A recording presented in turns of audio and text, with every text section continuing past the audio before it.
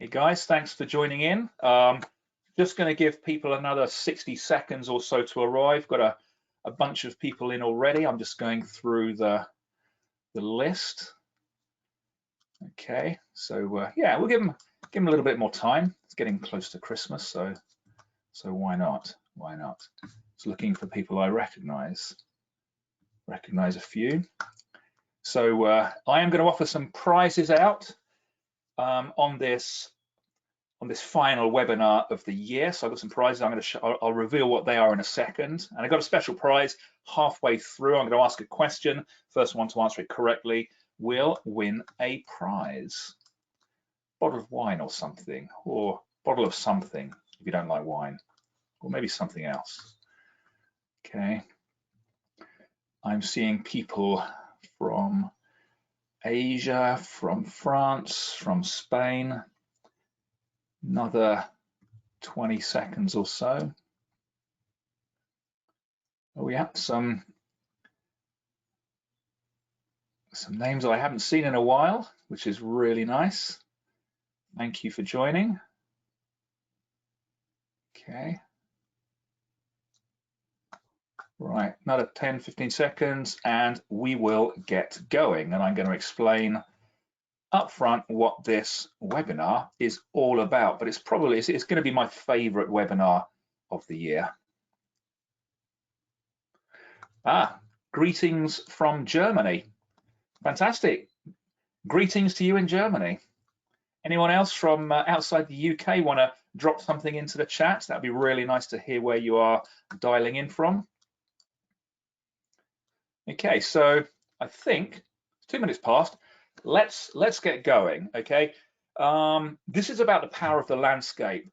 This webinar really is for anybody who wants to understand their audience better, who wants to get inside the mind of their audience and understand what they're looking for, what's driving them to search.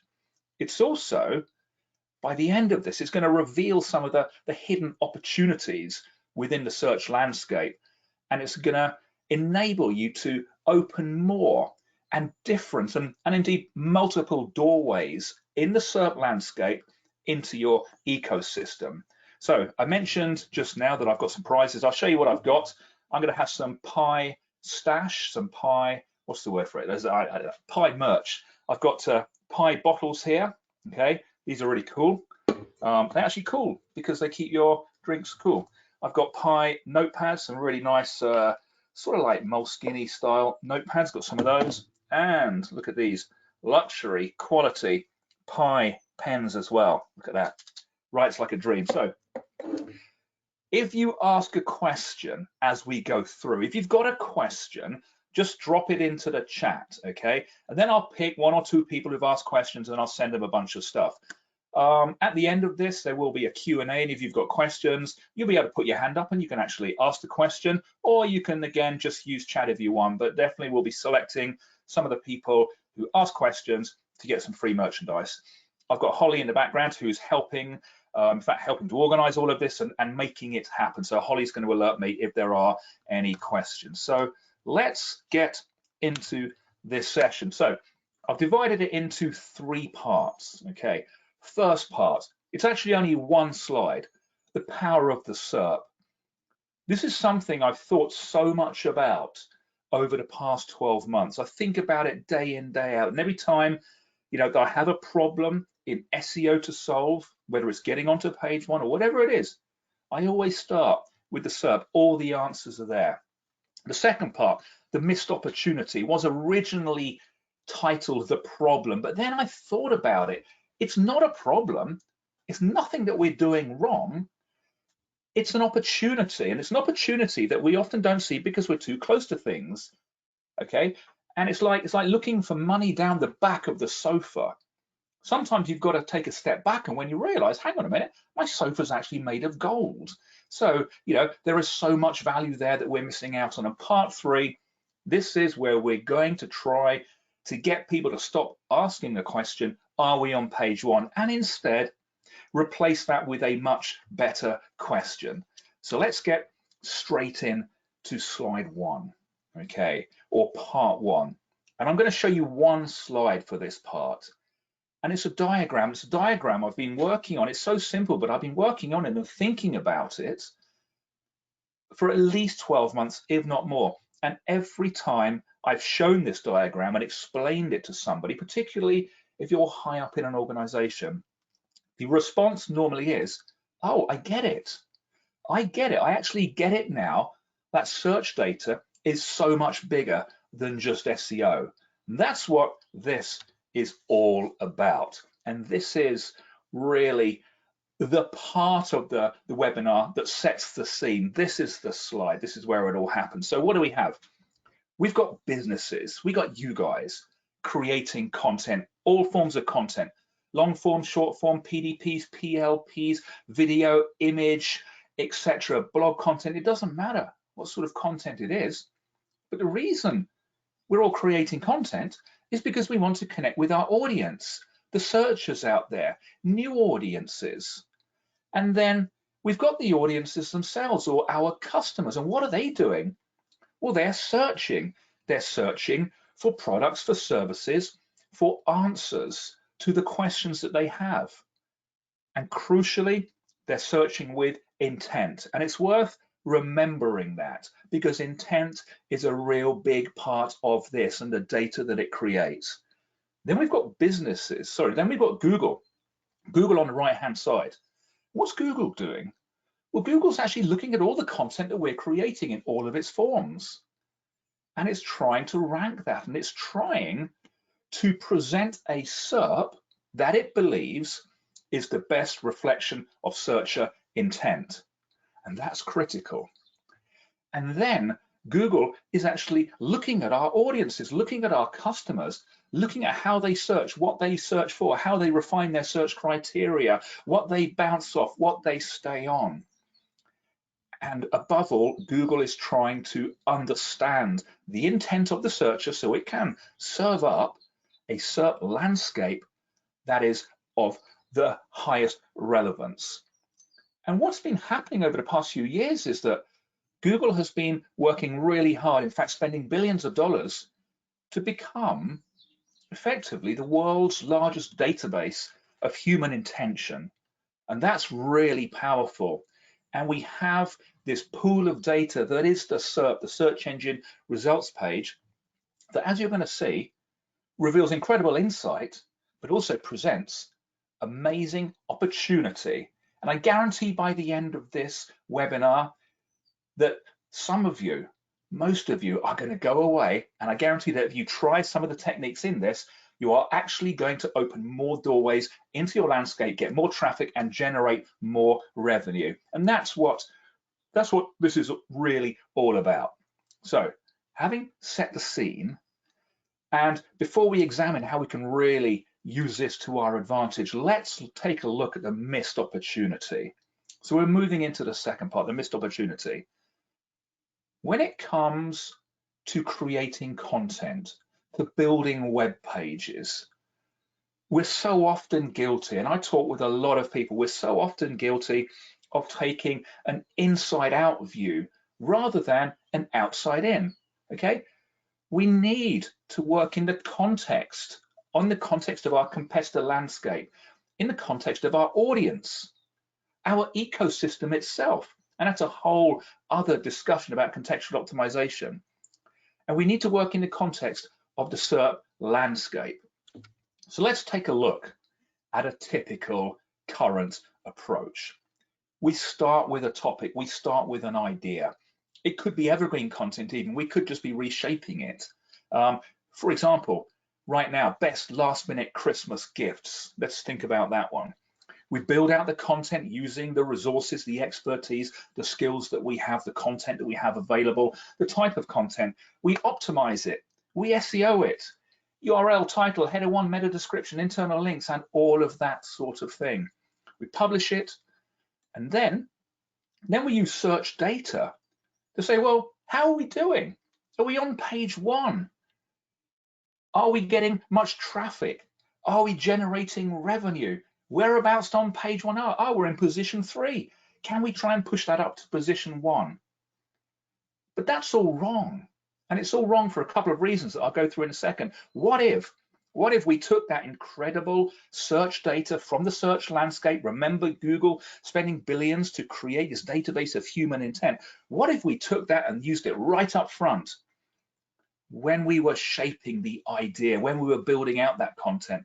That search data that can really help us understand, well, what sort of content is going to work? What sort of content do I need to shape? And indeed, what type and what format of content is really going to work for this particular type of product, service, answer, etc.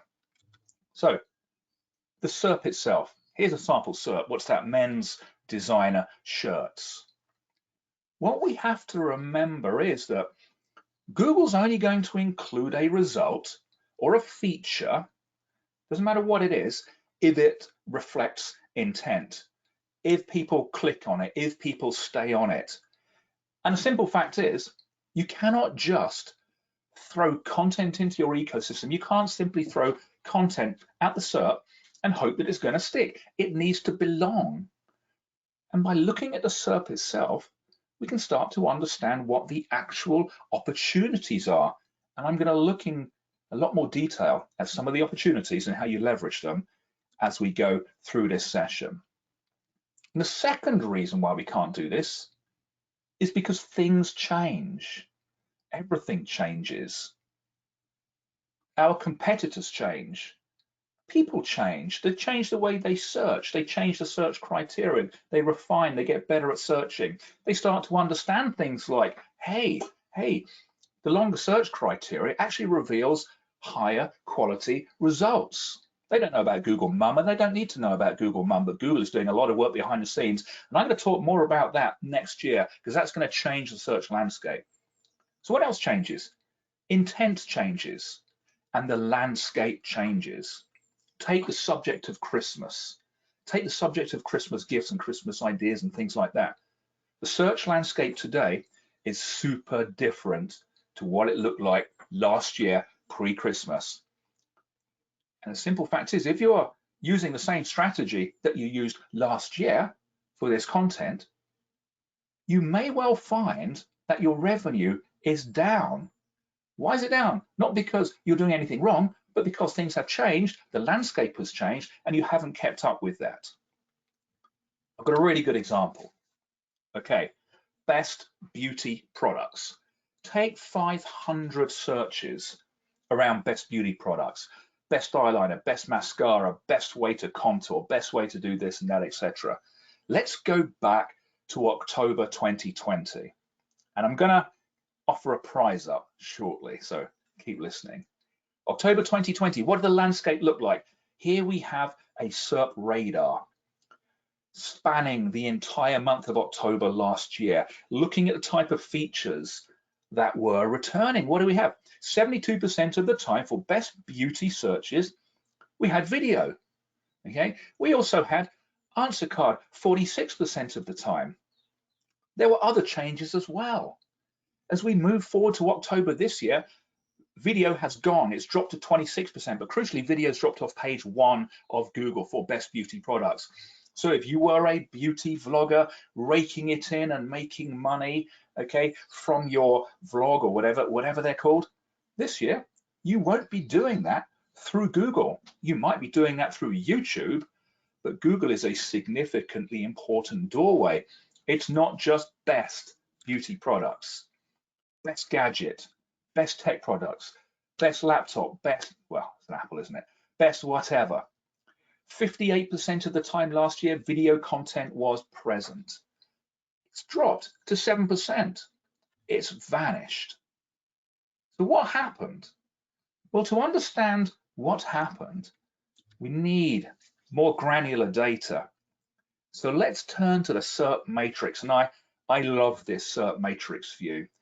And you know, if you're not a Pi customer, and I can see people I don't recognize there in the audience who aren't a Pi customer, if you aren't, then reach out, because you know this is such a powerful tool. Now, let's go back to November 2020, where we had video carousel. That's YouTube, strong presence on page 1. Moved to November 2021. That's last year. Oh no, sorry, that's March 2021. not only have we got the carousel, not only have we got people also ask there around the video carousel, we've also got video links. So this is video content embedded on your page. The video is important. Google recognizes that, and as we move forward to November 2021, the video results have vanished. So the question is, why did Google drop that best content in the form of videos from page 1? When did it drop it? It dropped it on 8th of April. Thursday the 8th of April. The SERP changed dramatically, and we're talking about the SERP that has changed. We're talking about things that make it change. So I'm going to ask a question. Okay, I'll tell you what, I'll up my price. I will offer a very fine bottle of wine or something else if you prefer it to anybody who puts in the chat what they think happened on the 8th of April that actually got Google pushing YouTube out of the search landscape, strictly speaking, between the 8th and the 22nd. So another 10 seconds. Is anybody going to put anything in the chat, or do I get to keep the wine? I think I'm going to get to keep the wine. No guesses? No guesses. Okay. Well, I'll tell you what happened. You'll kick yourselves. It was the product review update. And when you think about it, these people who were reviewing the 50 best mascaras or the 15 best iPads or the 10 best mobile phones, okay, they are generating affiliate revenue. This is the impact on YouTube. So if you were relying on YouTube presence within the SERP landscape to generate revenue, to generate traffic, and to get people onto your site, 3 guesses. Aaron said the Google Core update. All right. You're writing in the questions. Okay. All right. Holly's just let me know. So the people are. Okay. Well, greetings. This question. Okay. Holly will keep me posted on that. You can use the questions or you can use the chat. It's all the same. But I'll pick one of you guys anyway. Now, where was I? Okay. So, if you were generating revenue, if you had a doorway in the SERP landscape, that was video. And the same could apply. It could be anything. It could be an image. It could be a classic link. But when the SERP changes, your doorway is shut. You lose that traffic and you lose that revenue. And here we can see there's a line there, 8th of April, the algo rolled and out it dropped. Okay, so we can see there, and there are over 1,000 terms altogether here. Why is this so important? Well, this is a doorway into your world. It's like having a high street business and just shutting that doorway, saying, no, sorry, you can't come through that one. You can go straight to YouTube if you want, okay? But we're shutting the SERP doorway. Google did some research last year. Sylvia said product review updates. Sorry, I'm just reading the answers are coming in. I do appreciate you joining in on this, by the way. Then it's not just me talking in my shed. Google did some research. It was actually, I'm going to drop this into the chat. Because it's super relevant. Google did some research. I'm going to drop it in. Let me be the first one to drop that into the chat. Definitely worth a read. They discovered that 63% of people said they bought from a brand after seeing it on YouTube. Okay, just think about it. 63% bought a brand because of something they saw on YouTube. And people are spending a lot of time in YouTube. The average adult, online adult in the UK spends 60 minutes a day watching YouTube. Okay, so I don't feel so bad now about watching videos during the day. Anyway, so that's the answer. So the answer simply was, it was lined up with the product review update. And when you look at the content, it becomes obvious that it actually doesn't meet the criteria that Google lays down themselves for content to do well in the new product review age. And the product review algo was actually updated a couple of weeks back, and Google's made some other recommendations about things that it wants to see. So what's all this about? Well, really, this is about the fact that if you were relying on content before, you're still relying on a certain type of content now, it may not work. And I've got lots of examples. And the SERP landscape itself helps us to answer 4 really crucial questions that we have about our customers. The first one, what are they looking for? So how do you know what somebody's looking for? Well, when you've got when you've got data discovery within the platform, for example, you can just put a C term. You could put Christmas pudding. You could put, I don't know, Christmas jumper. You could put whatever you want. You could actually search for really nice notebook and pen as a gift that I want to give. That'll be what my wife gets for Christmas, and I think she'd be rather happy. Hope you'll all agree. Might even throw in a bottle for her as well. So you can put C terms into data discovery, and thanks to the way that Google has classified its data set, that will return a whole bunch of product or service or keyword ideas. So we can start to tap into the way that our customers are searching and what they're looking for. We can also see trend data on whether that's increasing or reducing. We can discover search volumes. It's incredibly powerful. We can also understand what questions they're asking. And there is no greater manifestation in the SERP landscape of the mind of the searcher and the questions they have on their minds than the people also ask feature. These aren't the questions that people are typing in, but remember, Google's spending billions of dollars to get inside the mind of the searcher. So these are the questions Google believes, based on their behavior, that they have on their minds when they are searching. So it stands to sense, if we've got that data and we start to answer that in our content, it's a really powerful way to align with intent. And I've seen this countless times across countless customers. The difference between page 2 and page 1 can lie within those answers people also ask. And the other fact is about people also ask and the questions that people are asking, and also think about related searches that you can pull out of the SERP as well. When it comes to understanding people, search is so much better than social signals or social data. And the reason for that is that when it comes to social, people generally put out there the message they want other people to think what they are thinking. But there was a guy called Seth Stephens-Davidowitz who wrote an amazing book a couple of years ago. It's called Everybody Lies. That should be on everybody's Christmas list. I did have a copy, but I gave it to somebody else.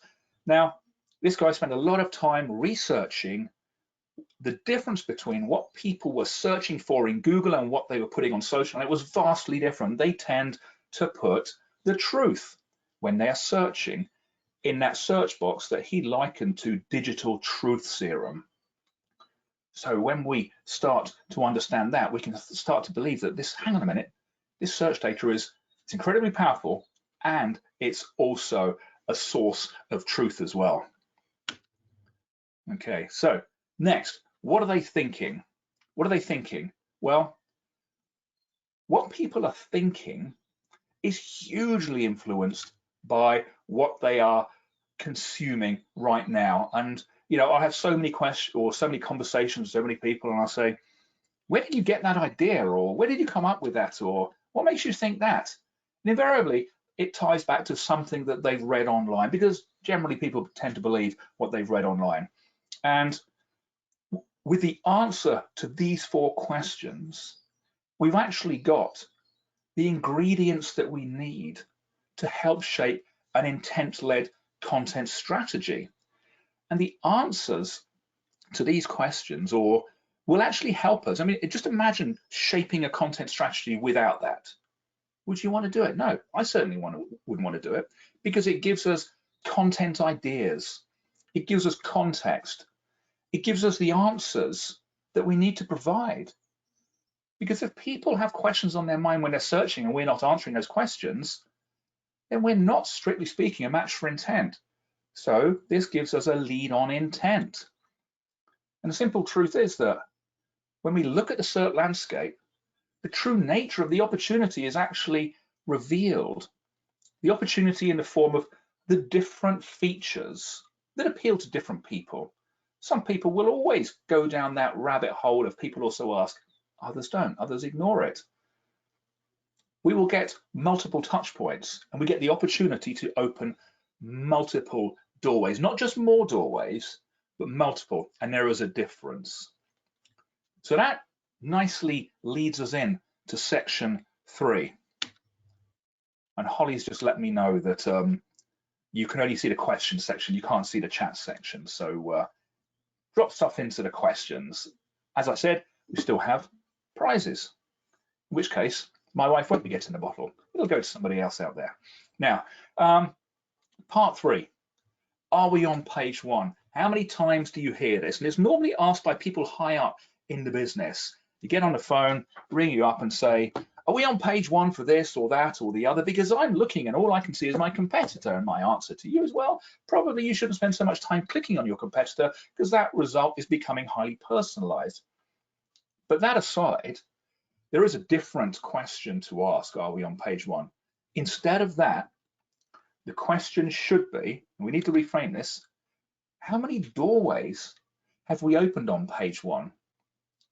How many different searches are we targeting on page 1? How many touch points do we have on page 1? What percentage of the real estate do we own? Do we just own 10% with a classic link, or do we own more? Can we own more? Well, we're about to find out, and I'm about to dispel one of those big SEO myths. So hang in there, hang in there. Now, why is this so important? Well, thanks to Nielsen Norman Group for this piece of research. Okay, I will attach a link to this somewhere. Okay, they did this research by studying where people gazed on a page, and they showed them different sets of search results, classic links, remember 10 blue links, and then some really rich results with, for example, there, a knowledge panel, images or video or carousels. And this study revealed that as soon as you move from 10 links, you can throw away the famous golden triangle. And I'm sure you've all seen that. Where do people look on a page? They scan the top result and then it moves down like that. That's no longer the case as soon as you have features. This study that Nielsen Norman performed revealed that when we have features in there, the number of clicks on position 1 reduced by half. Clicks don't reduce by half, but the number of clicks on position 1 reduced by half. As people's gaze plot now moves from left to right and up and down and around the page. And one typical searcher that they analyzed, again, analyzing the gaze plot, looked at 158 different spots on a screen in 14 seconds before making a choice that was not position 1. So let's abandon that current view of the click-through curve because it doesn't apply when the landscape is rich, and it also means more opportunity if you are further down on page 1, especially if you have, for example, an image. And I know of at least one client who gets a substantial amount of traffic through image clicks. It's a doorway. We can't ignore them. So the second reason why this is so important is because different people search for different things, or they will search for one thing in different ways. And that's partly the reason why you cannot pin intent to keywords. Intent can only truly be measured through the SERP landscape. So different people look for different things, even when they're searching for the same thing. Some people are triggered by the ads. Some people also ask, and they'll go down there, top stories. And I was looking at a particular search this year, and I noticed that this year, pre-Christmas, I think it was best last minute Christmas gifts, it's all about top stories and images. Last year, totally different. Again, strategy that worked before will not work now. Those images are more important than ever. And of course, different people will come into our ecosystem through different doorways. They'll land in different places. More important than ever that we create the right connected pathways for them to move from one part of our ecosystem easily to another part that's also relevant. Maybe they weren't even thinking about this when they first came in, but it presents an opportunity not only to get them to consume our content, but to generate some revenue as well. So what does this all mean? We're sort of building up to the final part where I dispel one of those myths that's been hanging around for ages and people have been arguing about the wrong thing. So there is no reason whatsoever why we cannot target multiple touch points in the SERP landscape. Okay, when you look at a keyword, when you look at a trophy term, this one is how to wear a suit, because we've all forgotten how to wear the suits thanks to the lockdown. I don't think my suit fits me anymore anyway. But this particular query, we've got somebody there who owns the answer card, and they own a classic link. Oh, and they got a video as well. I got some much better examples in a second one. Okay. So whenever I'm thinking of a trophy term, I break out the SERP matrix and say, tell me about the landscape. I want to start in a landscape because I know what I create not only has to match that, but these are my doorways. These are my touch points. This is the micro moment where I connect with my customer in that moment of intent-led search. And there's this rumor going around. I don't know who started it. I won't say names because this video will end up on YouTube, but there's a rumor going around the search community that you cannot have an answer card and a classic link. And that's complete nonsense. Of course, when you have an answer card, the page that is taken from becomes invisible, but there is nothing stopping you from having another classic link, and indeed another, and maybe some other features as well. And that's what we've got to start thinking. And there's this whole debate around zero click. Why are we talking about zero click when we have a zero click and a click? Hopefully they don't cancel each other out. Let me show you another example. This was based on a meeting I had with a client a while back. And I went away and I thought, okay, let me find some really good examples of people who've done this. This search query is going to be super popular in January. Best exercise to lose weight. Who does it well? Who's created that people also ask sandwich? Well, that is healthline.com. Look no further for incredible work on EAT and success in core updates. That's a whole other story than these guys. But they've done it well. They've got one answer card there, and underneath the people also ask, they got a classic link. These are different. How do they do it? Well, they're semantically related, and they crucially connect from one to the other. Google can see the relationship. They've used appropriate keywords, etc. Question is, maybe I can offer some more merchandise. Question is, what happens when that answer card vanishes? Because Google constantly takes and gives back and takes and gives back. So what happens to the SERP landscape? Feel free to drop it in there. Holly will check for any responses. I will tell you what happens to that answer card. It becomes a nested classic link. That's incredible, isn't it? So, you know, people moan about nested classics and wondering whether they're a good or a bad thing.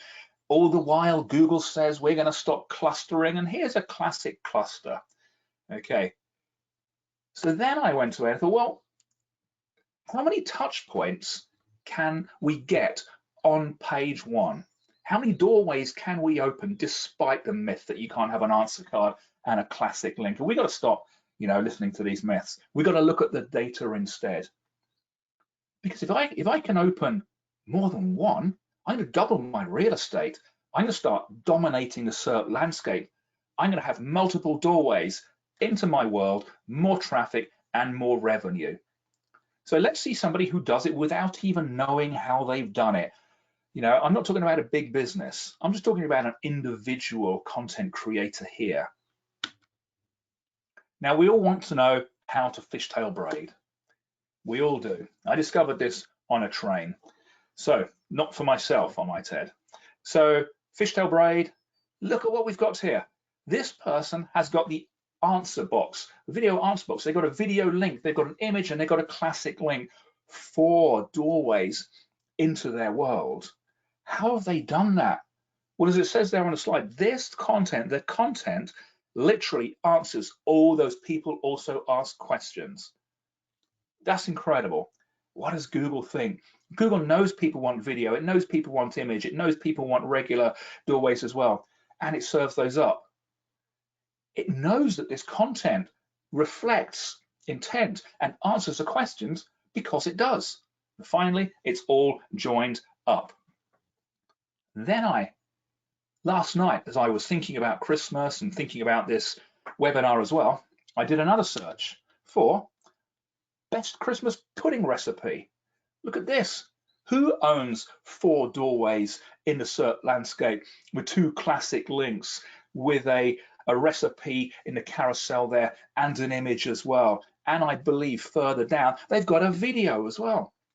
So 1, 2, 3, multiple doorways, super joined up. And that's BBC Good Food.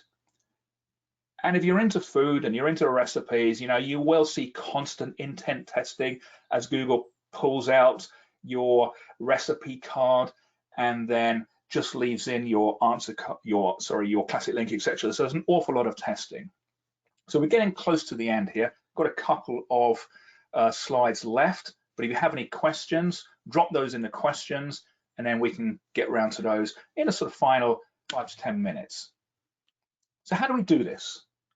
How do we open more doorways? How do we get more traffic? How do we utilize those opportunities and realize those opportunities? And how do we generate more revenue? Because that's why we're creating these websites. That's why we have teams of people building out content, not just because they enjoy it, because we want to connect with our audience, we want to satisfy their intent, we want Google to understand that, and we want to have, a joined up content ecosystem. So, and after this webinar, you may have further questions or want to talk in more detail, and I'm more than happy to do that. But I always start with the landscape, no matter what the problem is, the question, the topic. Somebody's got a new business and wants to really, break into a market. I begin with a SERP landscape. Always look at a SERP landscape first. Just look at page 1 of Google. That's all you have to do. But then you can get a bit more granular with data. We can start to analyze at category, subcategory, and product level using, if you've got Pi, those feature tools as well. What's returning? What does the landscape look like? Again, if the content I'm shaping is not a match for the landscape and indeed intent, it's not going to stick. What are my doorway opportunities? And what I like to do is group the keywords within my topic areas, my topic clusters, by category: video, image, answer card, or content on page 1 for which I don't have an answer card, but there is an answer card present. I'm going to hunt those down. I'm going to open those doorways, and I'm going to substitute those as well with complementary classic links. And so, you might think, oh, this is a lot of hard work. But, every single time that you do this, we can make a connection with our audience that's going to sit in that SERP landscape. Monitor feature trends. Compare the landscape this week with last week, this month with last month.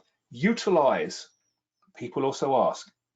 I guarantee it's the difference, often difference between bottom of page 1 and position 3, or position 2 and position 1. And as you start to answer those questions as you go through that, so your position will generally begin to rise. I also build out indexes, one with features, one without. I'm talking visibility indexes. And if there's a big gap there, okay, if there's a big gap and my presence with features drops, then I know that I'm missing an opportunity, not just for visibility, but for traffic and for revenue. And if you are really thinking about those answer cards and opening multiple doorways, of course, you have to get onto page 1. And we do have some blog content on exactly how to own the answer card. In fact, if you Google now, how to own Google's answer card, I think you will find our blog in the answer card on page 1. I'm hoping that is the case, having just said that. Link our pages together well. Remember, people will come in through different doorways. Let's make it easy for them to move around and consume content that is similar, related as well. And optimize all our assets. Let's not abandon those images because they are a doorway into our world. Trust me, if people didn't click on them, Google would not keep including them within the landscape. Google thinks about every single pixel on that page, and that's why it makes so many changes on a regular basis. And then finally, if you're using reports to monitor your performance within the search landscape, super important that you monitor your performance as well as the opportunity for features within the SERP landscape. So what's on the way up? So in this particular example here, the video carousel is trending up, 7.3 points. So potentially I've got some video content that is suboptimal. I'm not following Google's latest guidelines for video content perhaps. Well, there are certain things that you need to do regarding position on a page and what else goes on that page. So I'm going to start thinking about that, and I'm going to start linking between any relevant asset, piece of content that is suitable for page one. Let me start to join those up. And again, there is no reason why you cannot open multiple doorways. Okay, so that is all we have time for today. So I'm just going to have a look whether we have any questions. I don't think we have any questions at the moment, so I'm going to give it another 30 seconds in case anybody has a brilliant question, and I promise to send you some, okay, question. Apparently I have a question. Okay, Holly, help me out with that one. Oh, joining up. Ben Hopkins, how to join up. Joining up. Okay, joining up, get a bit more detail on that, Ben. Joining up to, joining up. Joining up. Thanks, Holly. Yeah, one of the most fundamental aspects of SEO is internal linking, so often overlooked. And we're working really hard at Pi to bring out something that's going to enable that to become so much more easy. But Google looks at the nature of the link and the anchor text as a signal for what the destination page is optimized about, and indeed what somebody would be searching for to find that page. So what we've got to do is use appropriate links that are not duplicated, that are complementary, if you like, that have their own search volume, and just make it very clear that this page on the 9 best exercises to lose weight is related to this one, 8 best cardio techniques for weight loss. They're not duplicated, and the links help Google understand that they are not duplicated, but they are semantically relevant. And then we can do the same with video content, with image content, etc. So just start to think when it's about page one, what belongs on page one? What content within my ecosystem belongs on page one? Let me just help Google understand that I have this related content. And it's all down to internal linking. So hopefully, Ben, that answers your question. Have you looked into the way Google okay, how about this one? I'll come back. Blockchain, haven't been looking into that. It's probably above my pay grade. But how do you make sure to take up more real estate without causing accidental keyword cannibalization? Ellie, okay, definitely a great question. Okay, number one, always monitor for cannibalization. So generate weekly cannibalization reports just to see if it is happening. And then when it comes to differentiating content, the key lies within the title and within the anchor text. Make sure that the title is suitably differentiated. That's basically the first thing you need to do. And when we're linking from one page to the other and then from this page back to that page, use the keyword that the destination page is optimized for, just to be really clear. And if you're using hub and spoke strategies, that's a great way to do it, because these individual spokes down here or these bits of content down here can often conflict. We differentiate, we downgrade the title tag, and we back that up with linking, just so we can make sure. For example, best restaurants in London and best brunch restaurants in London. I may have to change that to best brunches in London or best brunch in London if there is a conflict there. But key is monitoring for conflict, use titles and links.